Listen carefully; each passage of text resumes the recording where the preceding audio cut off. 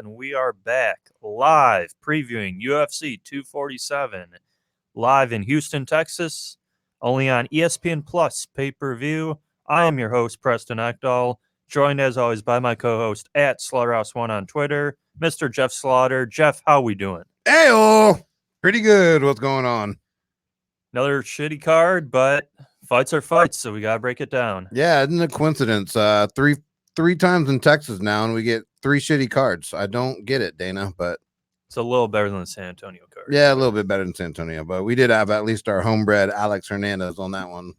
Yeah, I mean, speaking of Alex, did you see what happened with him? I did. That's crazy, man. He's slandering Cowboy. He's slandering Cowboy. He wants another piece out of him, doesn't he? Yeah. Well, if you got knocked out with the head kick, you probably would want to get some revenge too, wouldn't you? Who wouldn't?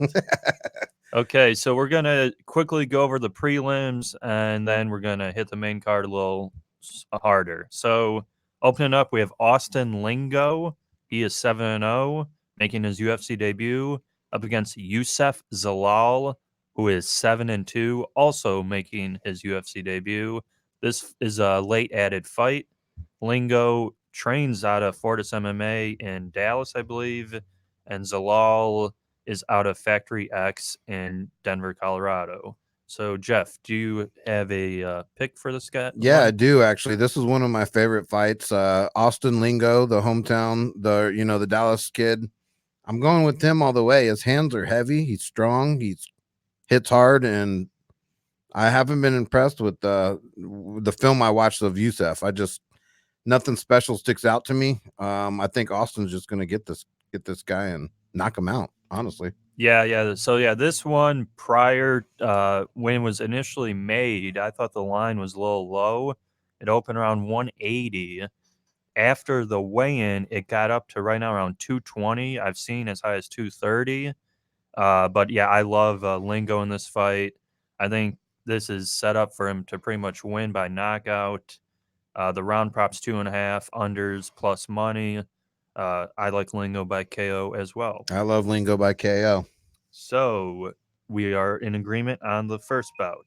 Number 2, we have Andre Ewell going up against Jonathan Martinez. Jeff, what you got here? Yeah, this is a little bit tougher fight for me than the last one. Ewell, I like. He's had a lot of experience. He's fought some good fighters. But Jonathan Martinez seems to be on a roll right now. He's a pretty tough guy himself, younger. He's 25 compared to Andre, who I believe is like 32, maybe 32, yeah. And although he doesn't have the fight, he has fought in some good fighters. With Matt Snell and on his, who was the last guy that sticks out, Andre Sukuman. Oh yeah, Sukum. Yeah, I remember that fight. Yeah, went 3 rounds with that guy. That was a good fight. He's learning on the fly. I'm gonna have to go with Martinez here. I don't trust Ewell, although Ewell is a good fighter and has more experience. I'm just gonna take a shot with Jonathan. Okay, yeah. So speaking of this one, Ewell opened 190. He's been bet all the way down to 120 or 125, depending on your book. And he is, as Jeff just said, the much more experienced fighter facing better competition. But every time he's stepped up in competition, he's lost. His last fight, he actually gave Marlon Vera a pretty good run for his money. He did. But he gassed out, and Vera took him out. I think Martinez will try to employ a similar fight, like game plan. This is a really hard fight to call. It's very hard, man. It's close. It's a coin flip. Yeah, in my opinion. Yeah, I'll ride with Ewell only because I think he can maybe grind it out a little more. But this is a tough one. I wouldn't put like your bankroll on this one. No, hell no. Okay, going on. Fight 3, Domingo Pilarte versus Journey Newson. Jeff, who we like you? The Son of Fire, Domingo. I'm not a huge Domingo fan.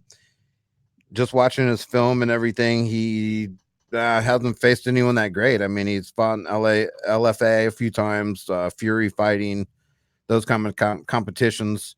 This is coming quick. And Adam Journey also the same way. Has a similar type background. Man, I'm just going Journey because I think he hits harder. That's all I can say. I don't have enough on either of these guys, but Journey hits harder. Yeah, so I'm actually in agreement, and currently Journey Newson is the underdog still, I believe. Yeah, he's like plus 105, and I agree. I like Journey Newson in this fight. Domingo Pilarte, to me, he hasn't fought great guys. Like his last fight, he lost a split decision versus Felipe Colares, who isn't that good. But Newson got thrown to the wolves in his first UFC fight against Ricardo Ramos, who is one of the future of like the UFC division. And he actually, I think he stole a round, and he was hitting Ramos pretty good. Granted, he's giving up 6-7 inches in height and reach, so it might be difficult for him to get inside. But I do think he's going to get inside, cause the bigger blows, hurt him more, and yeah, steal a decision. So I'm with Jeff. Journey Newson for the win. Journey. Now we go up to 135 with Miles Johns, undefeated 10-0 fighter, also out of Fortis MMA, facing Mario Batista with 2 fights in the octagon. Who we like in this one? Where's Mario fighting out of? Do you know? MMA Lab, Phoenix, Arizona. Okay. They're a pretty good gym. This is a very tough fight for me. It's actually closer. One of the closer fights, in my opinion. Miles Johns 10-0, obviously won the Contender Series, came out, fought a bigger guy, and Cole Smith pretty much had his way with Cole Smith on the ground grappling. This guy's a straight up grappler, right? Wrestler. He's gonna freaking try to grind the shit out of this Mario. Mario jumped from Combate straight to Sandhagen. That's a tough battle. I mean, yeah, Sandhagen's his only loss, I think, isn't it? Yep. Yeah, yes. And like, dude, that's a tough challenge for anybody. Yeah, Sandhagen's. And this guy, what was that? When did he get knocked out? Or how would that end? I don't. Yeah, remember. That was a first round finish. First round finish. Okay. The ESPN Plus debut, the Dillashaw Cejudo card.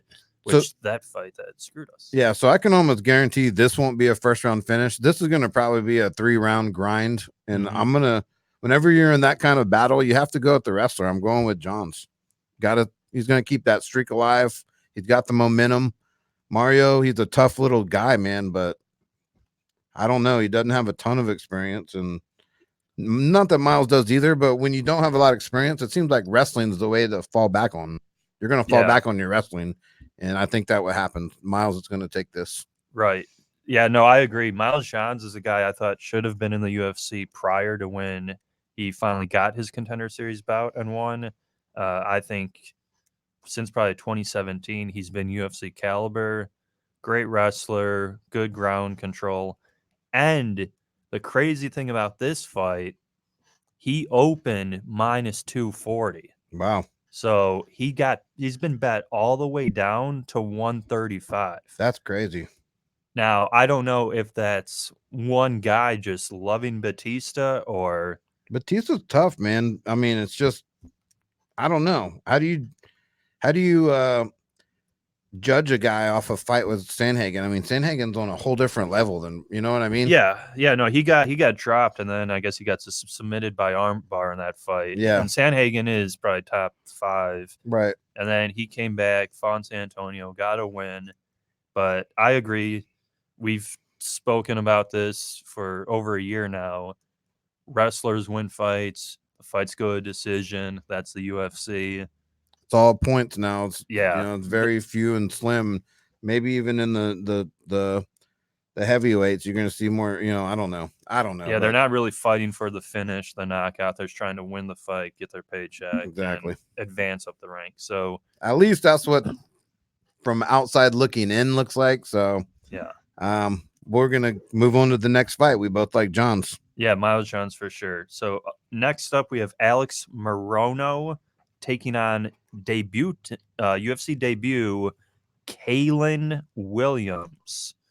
Moreno actually fights out of Houston, Texas, so a homecoming of sorts for him. And Katlyn is out of Lansing, Michigan.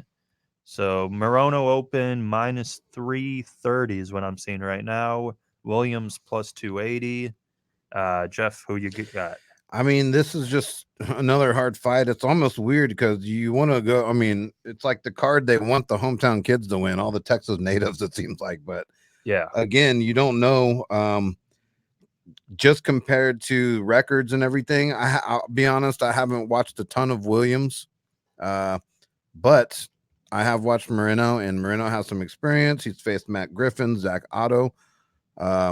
He's been in the UFC longer, and he's on a 3-fight win streak right now. So I'm gonna go ride the hot hand with the Houston kid. I'm riding Alex Moreno. Yeah, I definitely agree in this fight. Moreno is probably better technically everywhere, standing and on the ground. I think what's likely going to happen, this Kalen Williams looks like, what's the guy's name? He just fought that Daquan Townsend. Yeah. Do you remember that fight? Yep. He fought Trevon Lewis.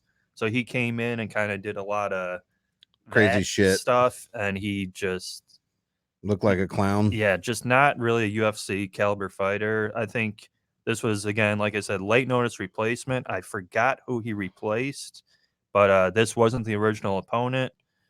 Kalen Williams has just come in here to pretty much lose. I like Moreno. I don't like lane 330, 350. We'll see at the end of the show. We'll get some best bets out, some parlays out, to lessen the juice for you guys. But I'm with you, Moreno all the way. Moreno.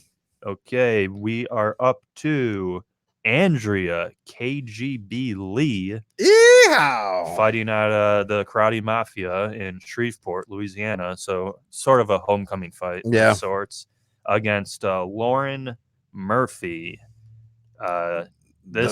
Jeff, who you got? I think this one's a pretty easy one. This might be the lock of the night for, I think, everyone in the world, unless you're stupid. But I got to go with my girl, man, Lee. She's going to dominate this fight.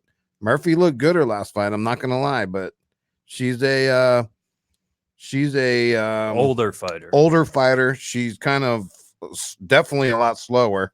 Mm-hmm. I mean, I don't think there's any level they're on any of the same level at all. KGB is going to kill her. I mean, that's all I'm going to say. Yeah, no. So yeah, this is, like Jeff said, I think the lock. So Lee, her last fight was against Joanne Calderwood. She lost a split decision. You could argue she won the fight. Since being in the UFC, she was 3-0 prior to that with just as good wins. I don't personally rank Lauren Murphy higher than Ashley Evans Smith or Montana De La Rosa, really. I love Lee, but the price, it's in the price. She's minus 330. Yep. About 330 right now. Just lay it all, man. Lay it on Lee. The LA girls, the Louisiana girls are always tough. Lauren Murphy's tough too, but she's one of those freaking she's just like been around. I mean, she's been there forever. She's not getting, I don't think, better necessarily. So yeah, but we're agreeing. Andrea Lee's not a lock, but she's a very good pick. Very good pick. So now we move on to the last fight. I'll say a lock. To the last fight. Yeah, we throw that around, she'll get hit with a knee or something. Yeah, exactly. Of the ESPN prelims, Trevon Giles out of Houston, Texas. Another homecoming fight is up against Antonio Arroyo out of Brazil. Jeff, who you got? Arroyo fought recently, so yeah, he did. Arroyo. I gotta go with the Texas kid, man. I gotta go with Giles again. It's more of a back to the wrestling, right?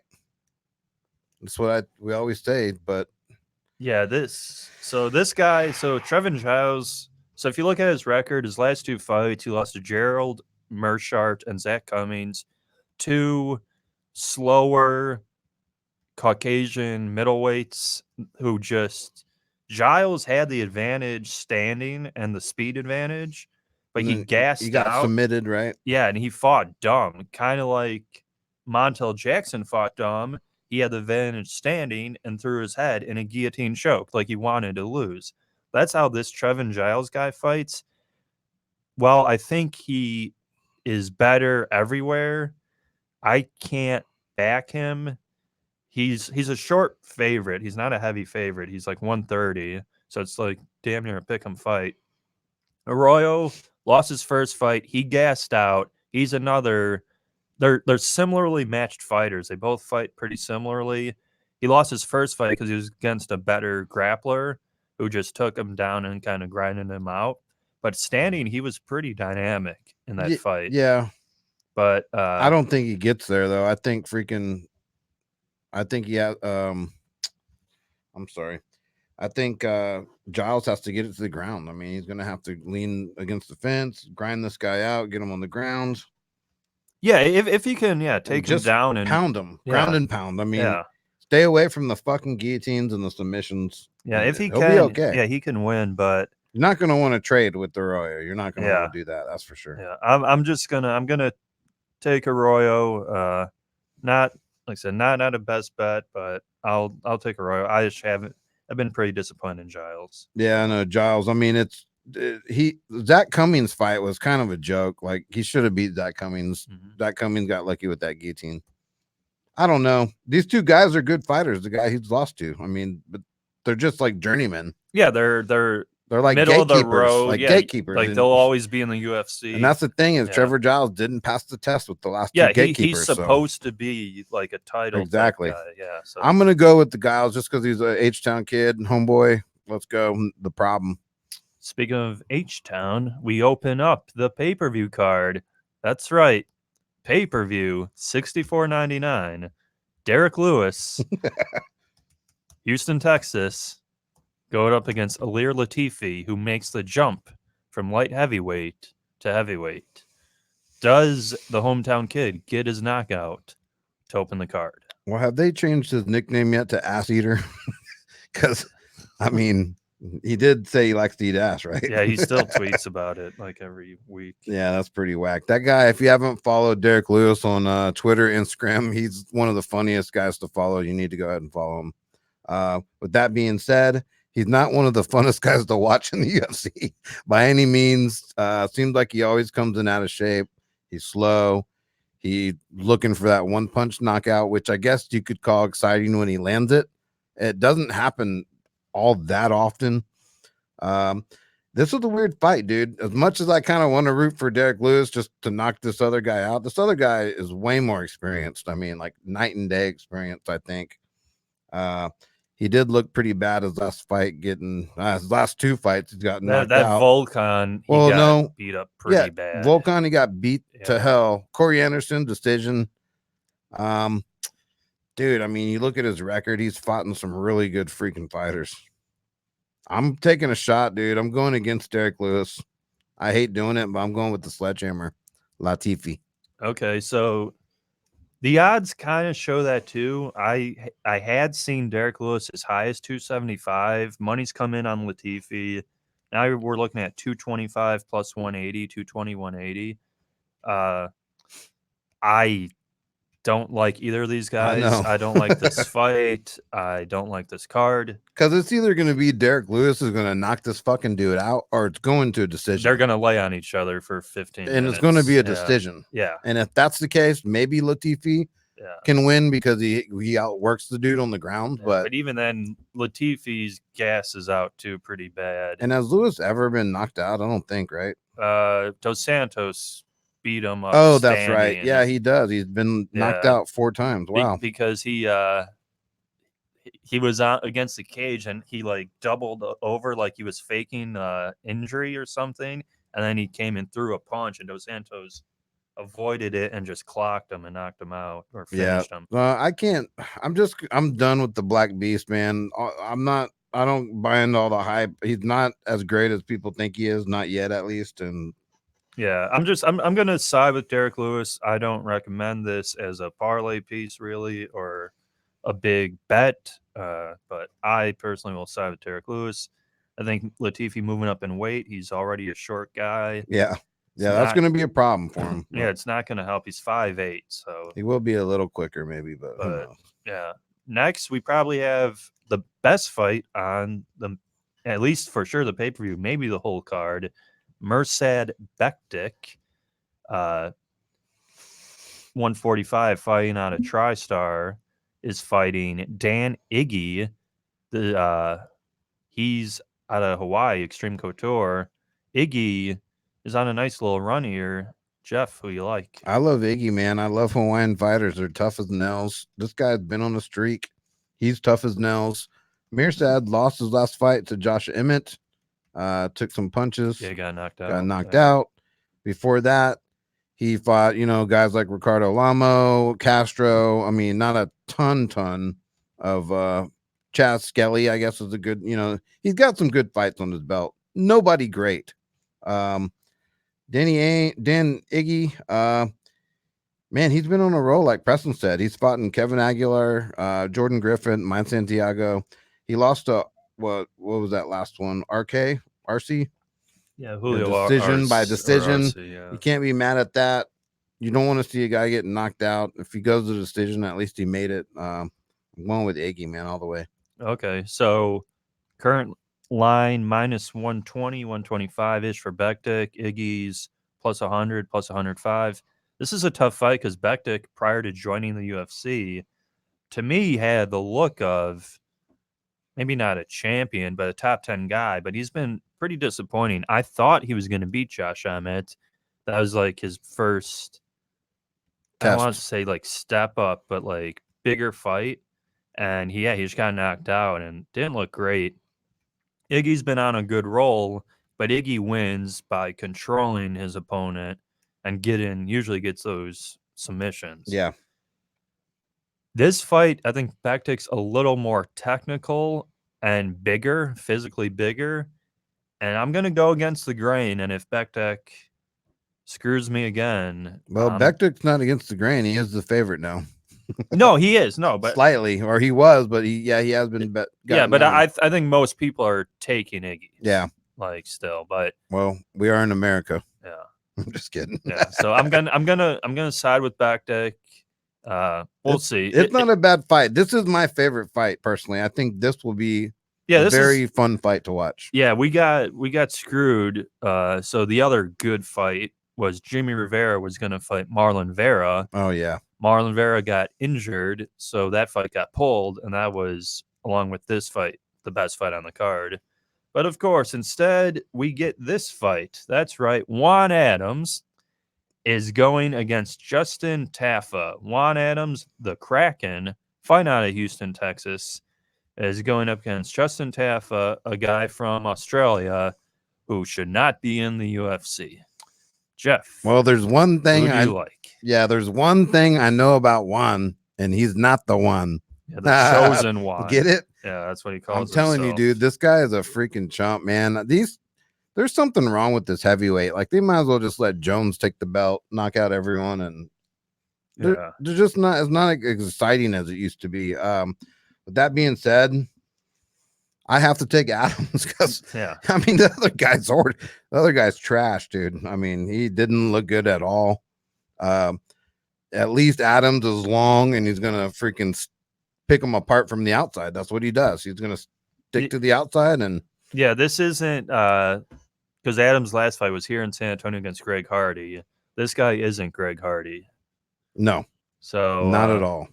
So you're going with Adams by what? Decision? KO, I'm going probably a decision. Adams by decision. I'm going decision. Okay.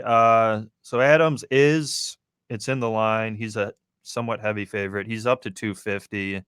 Tafa's plus 210. Honestly, Adams by decision isn't bad because the round prop's 1.5. Is it? So, and it's plus 100 over. So that's not bad. Adams, his last fight, he pretty much got jabbed and then turtled against Greg Hardy, and the ref stopped it in like a minute. It was horrible. Before that, he fought a wrestler, and he couldn't get himself off his back and lost. But as Jeff said, Justin Tafa isn't good. He got knocked out in 2 minutes his last fight. I think these guys are going to try to throw bombs at each other. And even if that happens, I'm going to lean Adams. I'll take Adams. Hate the fight. I hate that this Hate- is on pay-per-view. Why the hell is it even on pay-per-view? Like, please, dude, please.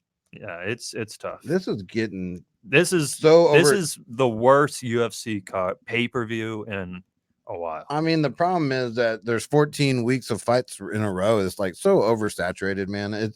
And you know, everyone's all regional now. It's all local. Like wherever the city's at, you're getting all those fighters. What is that for? They're cutting Just back on to cost. well, to get like the local crowd, like San Antonio. No, I Hernandez, know, but yeah, it's just cheap, man. To me, it's cheap, and I want to see better fights. I'd rather see less fights and better quality. Oh, I've fights said that. Yeah. If you've listened to us for a while, I've said the glory years were the Chuck Liddell GSP years when they would do an event a month, like one pay-per-view a month, maybe. And then you would have stack lineups. Yeah. Like now you're getting more fights, but is the quality really there? Well, it's big business. Casino's got to make money, and Dana's got to make money. Yeah. ESPN Plus has to make money. So, well, I guess the saving grace here is we do get 2 title fights in the co-main and main event, but are they really good fights? Let's look.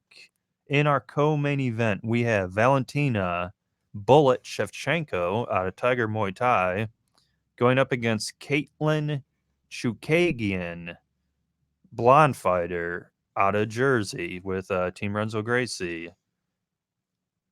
I think this one's pretty obvious, but Jeff, who do you like?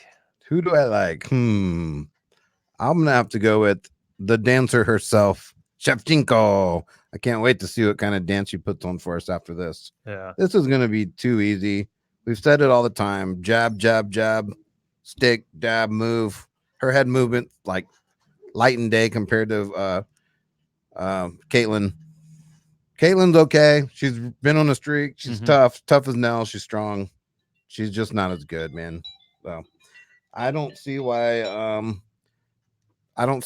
you would even consider anything else than maybe an over and under in this fight. Right. You know, Valentina's obviously too much juice. And yeah. I don't think Katlyn has a chance to even be a live dog. So right.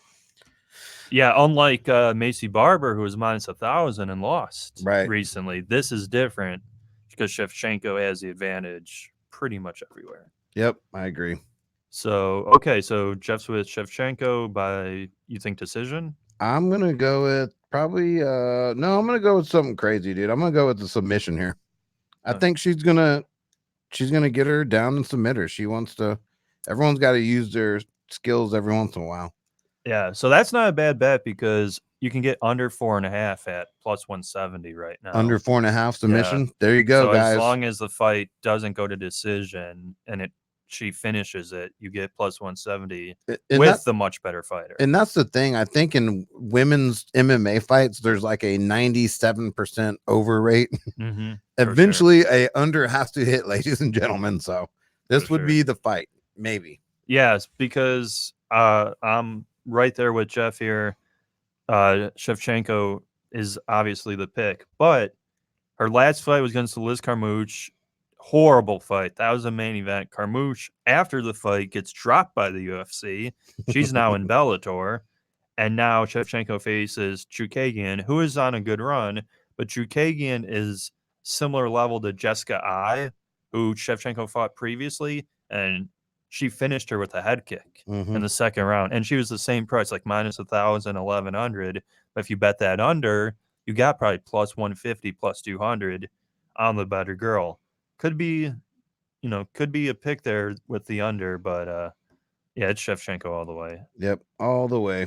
Now we come on to the main event with the fighter some people claim as the GOAT, Mr. John Bones Jones out of Jackson Wink MMA in Albuquerque, going against undefeated Dominic, the Devastator Reyes out of California.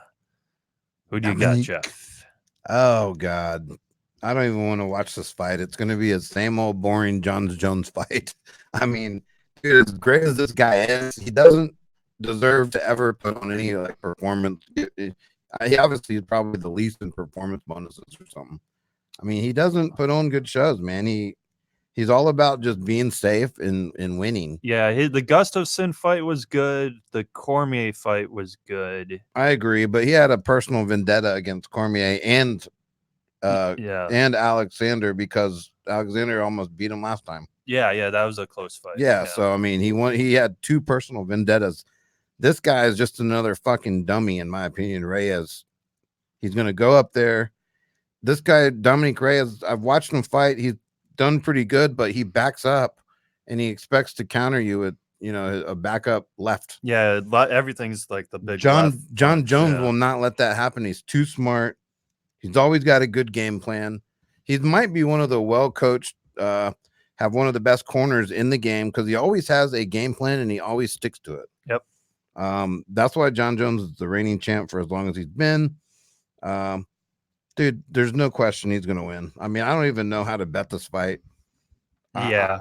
John Jones doesn't finish people that often. I mean, he does, but again, it's like lately he's just looking for that next win. His eyes are already set on heavyweight. Yeah. I mean, he's already talking about it. Yeah, so prior to today, Jones was still sort of bettable. He was like 425. Just recently, Steam has come up. He's up to 550. That's crazy. So he's going to close. If you guys saw the Conor McGregor Cowboy fight, Conor all week was 250. Right before the fight, he closed at 360. Jones is going to close at probably 750. So if you want to bet Jones, bet him now. If you have the money or whatever you want to do, or you have to parlay him because he's getting bet up. I agree with Jeff. Too much too soon, Reyes. He got the title shot knocking out Chris Weidman in 2 minutes. Weidman hasn't been the same ever since the Rockhold fight where he lost the title. Yep. And that was 5 years ago, I think. No, he hasn't never been the same. You're correct about that. Yeah, he look I'm looking at Weidman's record. Look at that. Yeah, no. 1-5 with 1 win over Kelvin Gastelum. He's not the same fighter. No. So that's how Reyes got the title shot. And prior to that, he stole a split decision against Ozdemir. We had Reyes in that fight, luckily. Luckily, we got lucky. But I remember he that. won. Reyes is not in Jones's class. I think Reyes might come out and be super ultra aggressive. Yeah, the first round. Because no one ever does that to Jones. Yeah. No one ever does. This might be his only shot. Go out there, swing for the fucking fences. Yeah. And hope that you land one of those haymakers and you put Jones down. Yeah. Other than that, it's going to be a long battle. We saw it with Smith. Too. We saw it with all these talented fighters that have way more experience. They just can't figure out Jones. Yeah. What makes you think Reyes will? Yeah. No, not going to happen. I agree. So you don't need Johnny the Greek to tell you that. Right. Yeah, I'm going to go with Jones. The round prop's 2.5. That's even tough because he could stall it out for a decision or he could finish it. So I'll just take Jones and we'll go here to our best bets. If you want to make a kick, I'm going to do something crazy. I'm going to do like let's go under 2.5. Jones wins by a kick to the stomach or something. Yeah, that could happen. Yeah, one of those side kicks. Yep. It's going to be a spinning side kick to the stomach. Reyes gets TKO'd. Yeah, that could happen. I'm calling that, though. For sure. Yeah, I love Jones. So let's go to our best bets to close it out. Jeff, who you got? I think I know where I'm leaning. Well, so, I mean, as far as best bet, well, for me, the lock of the night and the best bet I already said was KGB. Yeah. Lee, if you want to lay that money, I like laying that money. I'm going to do it all day. I'll put my mortgage on that shit. I love her. But that's kind of obvious. So I'm going to go with another pick. I'm going with the dog, a slight dog here with Danny Iggy. Okay. I know it's a tough fight. Okay. I'm going to go with it. I kind of know what you're going to go with, so I'm not going to steal your thunder, but that's what I'm going with. Okay, cool. Yeah, so I'm going to give you a parlay and a straight bet. My straight bet will be Miles Johns. I think at -130, you're getting great value. I think he should be closer to -200. And for a parlay, I will parlay Austin Lingo, Andrea Lee, and John Jones. That should put you in plus money. All you need is Jones to beat Reyes, and you're going to have a good night. So I think both those should hit. So that's UFC 247, Houston, Texas, and we'll be around for a while because we got fights every week. Yep. And next week's card's a little better. And hey, it's not pay-per-view, thank God. Yeah, and we'll get into some Bellator and some other events, Combate, and and then we got 2 weeks, the big fight, Wilder Fury 2. It's hell a yeah. huge boxing match. But we talk about it all because we're talking hands, so don't count us out yet. We're just getting started. Yeah. See you guys.